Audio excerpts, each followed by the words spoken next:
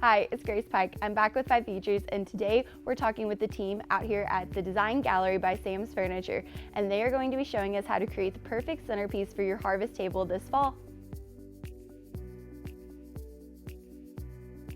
Hi, I'm Lara Donaldson, creator of LD Living here at the Design Gallery, and today I've got my store manager and lead designer here with me, Marla Webb. We are so excited to introduce the Design Gallery to you, where our mission is that we don't want you to just live in your home and space. We truly want you to be inspired by it. And with having access to all the major brands, we know that you will find very special and specific pieces that help you make that possible. So Marla, why don't you tell our audience what we specialize in here? Absolutely, I'd love to. Here at the Design Gallery, what we basically do is we come into your home, we measure, we talk to you about how you want to use your home and your spaces, how you want your friends and family to feel when they come in, how you want your children to live and be happy in them. And then we curate a look for you that is very personal. It makes it just perfect for the style that you want to achieve. Yes, and we have so many different ways of doing that, and today we are actually going to show you one. We've got some centerpieces that are very fall. You can use for the whole season. You can use for the upcoming Thanksgiving dinner that you're going to be hosting at your house. So why don't we go ahead and get into that, and we'll describe how to put these things together. Sounds great. So now we're here with one of our other store designers, Miss Pam, and we've got Marla here as well. And we're gonna show you two different ways to make these pumpkin centerpieces. So Marla, why don't you go ahead and tell them how you start this out? Perfect. Go to your local craft store and find those great little pumpkins that you see on all the shelves. And basically what you do, and I'm gonna give you a great shot of this, okay? All the inside is just styrofoam. So we just cut out a small portion of the top and try to use a serrated edge knife, because otherwise you're not gonna, it's gonna get a little slippery and you can cut yourself. So we start with that. We cut out a small circle at the top. Try not to go too wide because you don't want to have to use that many flowers. We want to keep it to the top, okay? And then Miss Pam's going to show us how to get started with our layers.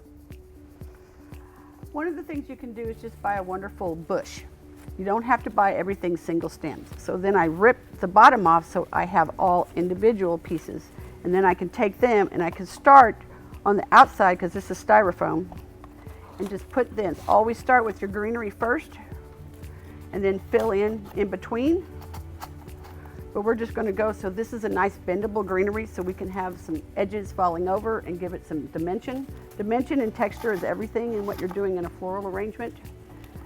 But it's quite simple with the styrofoam. You don't have to do glue, you don't have to use hot glue or any such things. You have sticks here so you can twist them and turn them and do all kinds of different directions for them so that it fills in the space. So this pumpkin is really great because it is styrofoam, but there are some pumpkins that will be hollow in the middle, and what you'll need to do with that is actually buy a piece of styrofoam and you'll stick it down into the center. Whenever you do that, you definitely want to make sure that you are cutting your stems to the right length. So with this pumpkin, since the styrofoam is already at the top, you don't want to cut, you want to cut it a little shorter, versus when the styrofoam will be at the very bottom, you'll need to leave it longer as well.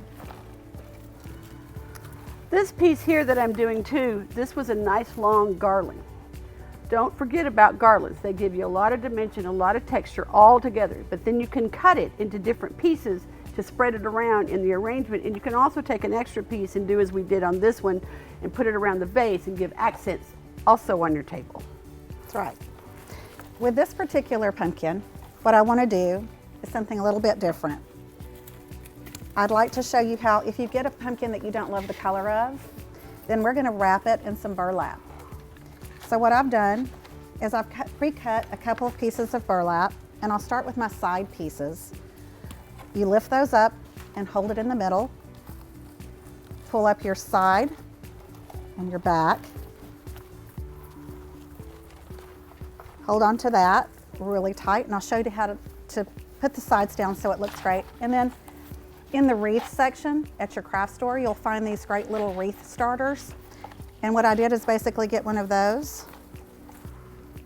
You drop it down. You then pull your sides down, layer the top, You have to play with it just a little bit to get it just right. You can trim your sides, tuck in the edges, and we're going to cover some of this with some greenery, so you don't have to be just perfect. It's more about how a little bit rough hewn is fine. And as we play with that, we can hold it together with a few floral picks.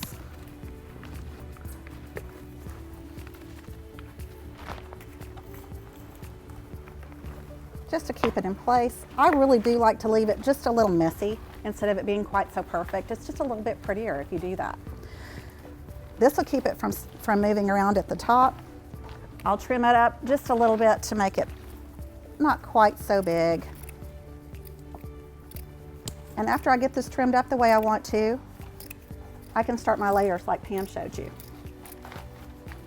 And floral picks are great to keep in your toolbox because you can use it on things like this, but there are also going to be some stems that you'll need to use the floral picks on as well, because maybe they're not as bendable as other ones. Whenever you're picking something out and you absolutely love it and you love the color and you love the flower of it, but it's not as malleable, you'll be able to use those picks as well.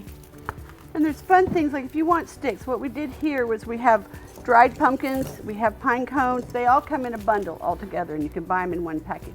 So then we tear them apart and separate them. All these pieces, so if you use your floral picks, then let's say these are too long. So you just clip them off right where you need them to be, and then they'll give you the depth and the strength that you need. But if they're thin, such as, I have wheat right here, and it was in the dry package. So then I simply just cut off one of the long stems and then taped it to this so that I have a solid stick that will go into there, because if they're soft, they won't go in the foam and they'll break. And this lets you use them and get what you need for it.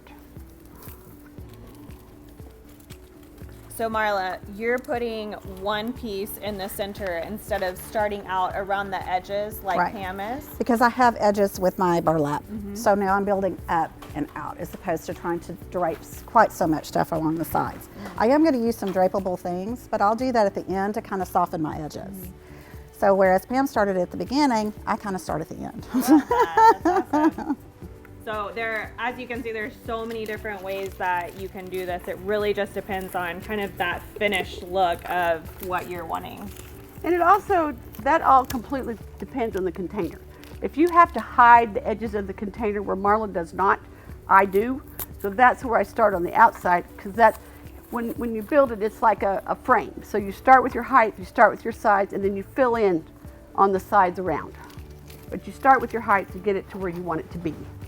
And that's one thing that I've learned from Pam in using fresh flowers and doing florals that way too, is height is so important, and the mouth of your container is so important. So you definitely want to think about that when you're using a regular vase as well. Yeah, the bigger the mouth is, the more flowers you have to have. Yes, yeah. And you'd be surprised how many it can hold. When you're starting with a round container, you want to make sure that you're consistently moving it around so that it looks good from all sides. Oh, that is so important. So I love these, the little cotton balls. So you don't just want to use, actual flower stems whenever you're doing pieces like this. You want to build in a lot of different textures, use a lot of greenery, because that just fills in a lot of space too. And then your florals are more just what you use to fill in kind of the empty spots later. It gives you that big, bulky look. So you can see that Pam is putting more height into hers. And then do you go around after you put the height in and fill in the bottom? That's where I fill in the sides and the spaces. The rule of thumb is double to 3 times the height of the container if you're doing a rigid, unless you're doing something paved and you want it to be all contained and flat.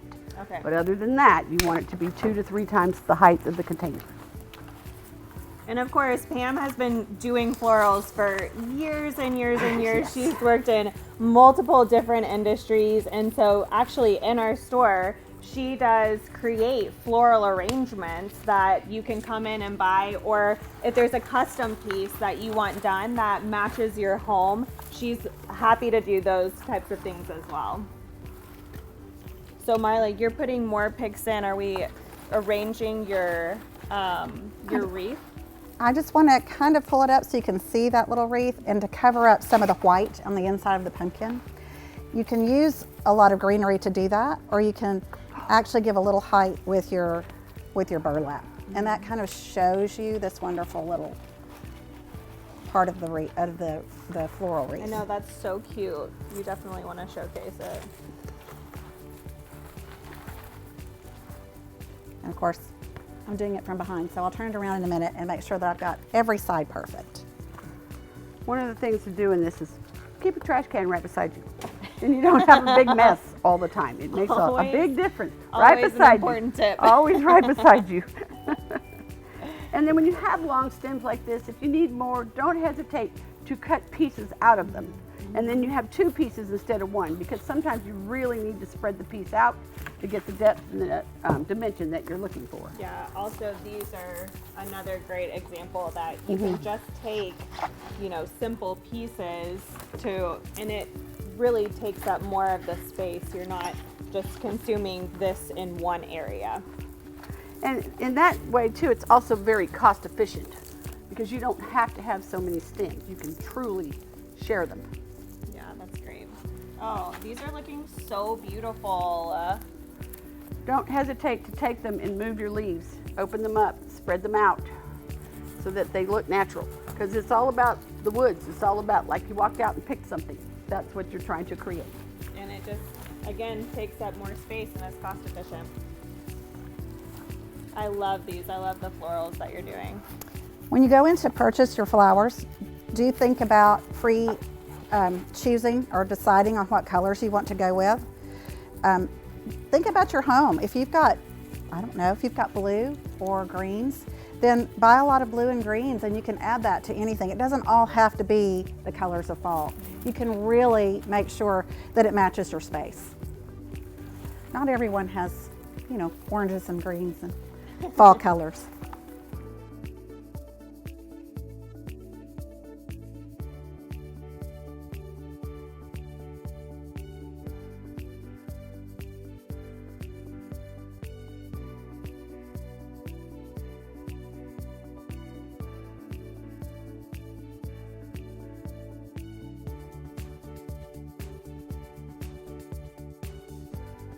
All right, so now you get to see the amazing finished product. I hope that you learned a lot. If you have any questions, please come into the store. We are located right next door to the main Sam's Furniture store in Springdale. You can get a nice preview of what a beautiful finished harvest table looks like.